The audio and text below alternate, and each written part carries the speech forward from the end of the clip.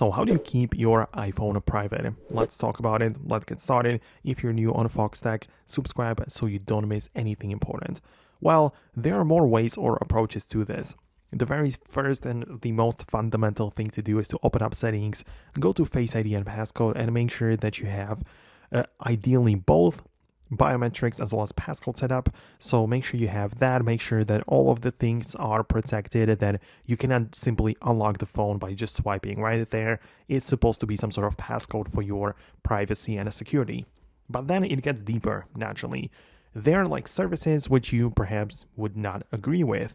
For example, you can go to the privacy and security section within your settings. And in order to keep your iPhone private, just browse these sections thoroughly, right? So for example, you can find below the microphone, camera access, and all of that kind of thing, right? So for example, you might not like that some apps can access your camera or some different apps have access to your microphone, right?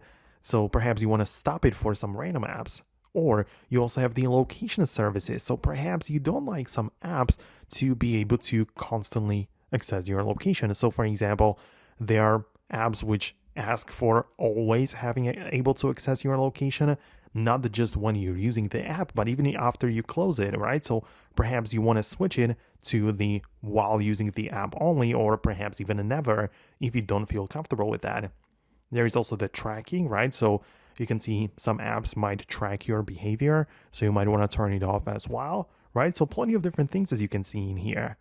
And yeah, the last thing I wanted to show you regarding the keeping your iPhone private topic is that you can hold down on any of your applications on your home screen and click on Require Face ID. So that way you will individually lock your applications on the iPhone, and even if your phone is like already unlocked, you'll have to scan your face and authenticate yourself once again to get into the certain application. So that's how it works. These are the ways which I would, or steps I would take to make my phone private. Let me know if there is anything else that you had in mind, or if you found this video helpful. Subscribe so you don't miss videos like these, and I'll see you later.